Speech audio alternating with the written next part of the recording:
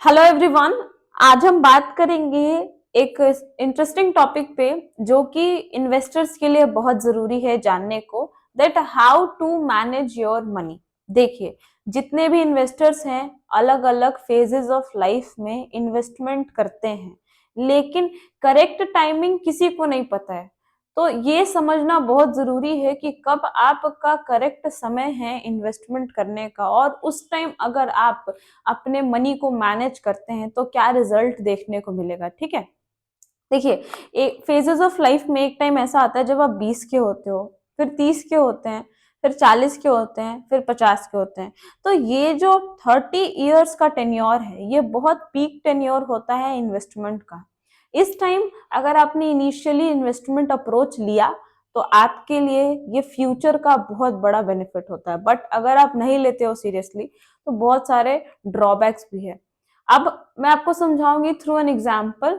आपकी स्क्रीन पे आएगा, देखिए क्या गलतियां करते हैं इन्वेस्टर्स। ठीक है, द कॉमन मिस्टेक्स। जब इन्वेस्टर एज 20 या 25 का होता है ना, तो उसके पास कोई प्रॉपर सेविंग नहीं होती है। उस टाइम अगर आपके पास कोई फाइनेंशियल एडवाइजर जाएगा, सर अभी आप इन्वेस्टमेंट कर लीजिए, तो आप इन्वेस्टमेंट आइडिया ही अवॉइड करेंगे। क्यों? क्योंकि आप कहिएगा भाई मेरे पास तो अभी प्रॉपर सेविंग्स ही नहीं है, तो इन्वेस्टमेंट कहाँ से करूंगा। वहां पे क्या मिलता है आपके फाइनेंशियल एडवाइजर को, या जो आपका इन्वेस्टमेंट प्लान करने वाला है, जिसको आप देने वाले थे, उसको वहां डिनायल मिलता है, मना कर दिया जाता है। फिर एक एज टर्म आता है 30 to 35। जब उस एज में इंसान पहुंचता है ना, तो उस टाइम उसकी ख्वाहिशें बहुत ज्यादा होती है कि मुझे ये चीजें खरीदनी है, वो चीजें खरीदनी है। तो उस टाइम जो उसकी सेविंग्स होती है वो अनऑर्गेनाइज्ड होता है। अगर इस टाइम पे आपके पास कोई फाइनेंशियल एडवाइजर पहुंचेगा, आप उसको डिनायल कर दोगे, कहोगे नहीं भाई अभी कहाँ से, अभी तो मेरे कुछ और नीड्स हैं, रिक्वायरमेंट्स हैं, उसको फुलफिल करूंगा या इन्वेस्टमेंट करूंगा। तो यहाँ पे आपकी जो सेविंग्स होती है ना, वो अनऑर्गेनाइज्ड होती है। फिर एक एज आता है 40 to 45। इस समय तक आपके फ्लैशी प्रोडक्ट्स के होप के कारण आपका जो लोड होता है ना, वो पूरा का पूरा बढ़ जाता है विथ लोन्स।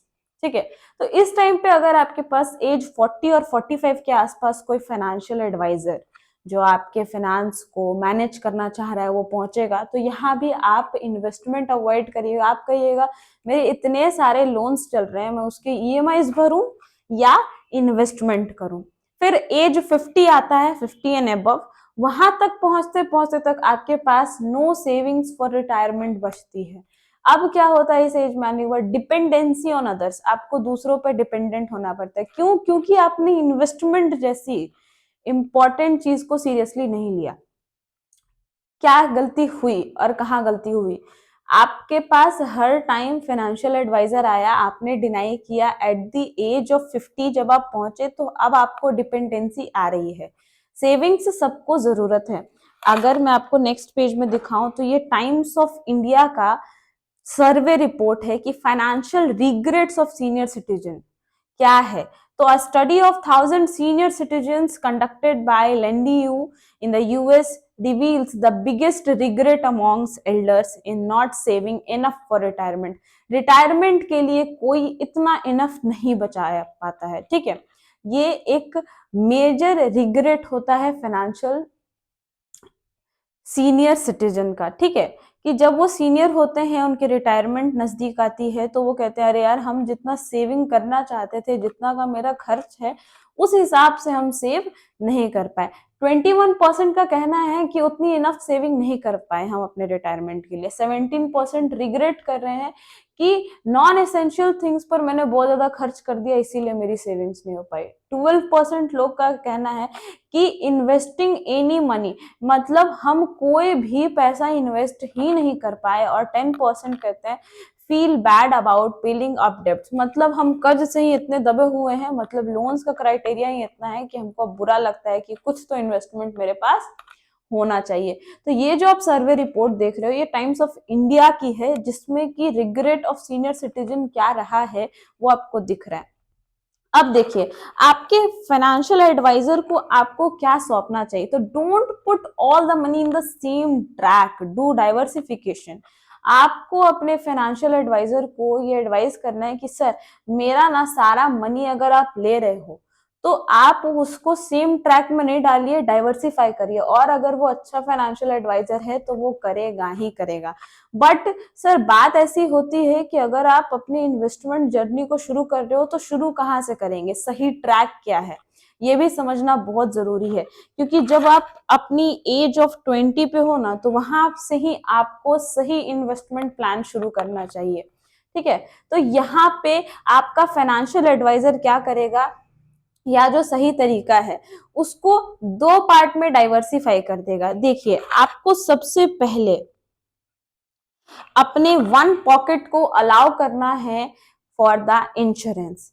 आप इंश्योरेंस कराइए, अपनी लाइफ इंश्योरेंस कराइए, ठीक है। अपने एक पॉकेट को अलाउ करिए ताकि आप उसका प्रीमियम फिल कर सके, और अदर पॉकेट का सेविंग्स जो है उसको एसआईपी एंड म्यूचुअल फंड्स में डालिए। आपको पता है क्या कोर बेनिफिट हो सकता है आपको एसआईपी एंड म्यूचुअल फंड्स, साथ साथ उसके अगर आप इंश्योरेंस अपना चलाते हैं तो। देखिए, अगर आप कोई लाइफ इंश्योरेंस लेते हो, उसका प्रीमियम मान के चलो 2 लाख का है, ठीक है। अब आपके पास कोई आया कह रहा है प्रीमियम ले लीजिए सर 2 लाख का, तो आप मना कर दोगे कि नहीं भाई इतना कहाँ से दूंगा, 2 लाख नहीं 50,000, यही करते हैं लोग। नहीं, यही गलत है। आप उसके बेनिफिट देखिए कि अगर आप एक अच्छा अमाउंट दे रहे हो तो आपको उसका क्या बेनिफिट मिलता है आगे जाने पे, ठीक है। और अगर आप उसी के साथ साथ अपने दूसरे साइड वाले पॉकेट से एसआईपी और म्यूचुअल फंड्स दे रहे हो तो आपका इंश्योरेंस भी भरता चला जाएगा, आप उसका प्रीमियम भी आसानी से पे करते चले जाइएगा। हाउ, मान के चलिए आप एसआईपी कराए हो अपनी 10,000 की, पर महीने आप बचा लेते हो, ठीक है।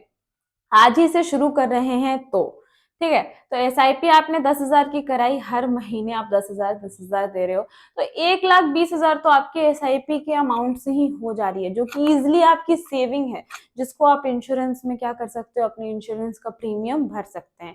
फर्स्ट, जब आप इन्वेस्टमेंट शुरू करते हो, only the first premium you पे ऑफ योर इंश्योरेंस, वो आपको मुश्किल करता है। लेकिन उसके बाद अगर आप एक साइडर, जो कि बहुत ही बेहतरीन साइडर है, एसआईपी और म्यूचुअल फंड, इसके कॉम्बिनेशन के साथ अगर चलते हैं तो आपका इन्वेस्टमेंट टोटली सिक्योर है। क्योंकि इन्वेस्टमेंट एक तरह की सीढ़ी है जिसमें आपको शुरुआत करनी चाहिए विथ इंश्योरेंस। पहला कदम आपको इंश्योरेंस से रखना चाहिए। क्यों? क्योंकि वहां आपको एक गारंटीड इनकम मिलती है। हाँ, यहाँ जो बोलकर जाएगा वो आपको मिलेगा। एंड उसके बाद आप साथ साथ अपना SIP and mutual funds run करिए और अपने इन्वेस्टमेंट को टिल योर रिटायरमेंट क्या कर लीजिए, totally secure. Allow your financial advisor to manage your money in this way. आप अपने फाइनेंशियल एडवाइजर को एट द लास्ट अपना मनी आज से ही मैनेज करने के लिए दीजिए और शुरुआत करिए अपने फाइनेंशियल जर्नी की। Thank you for this video and इसके फीडबैक्स जरूर मुझे बताएं कि क्या आपको इसमें कोई क्वेरी है, कुछ नहीं समझ आया तो tell me. Okay, thank you.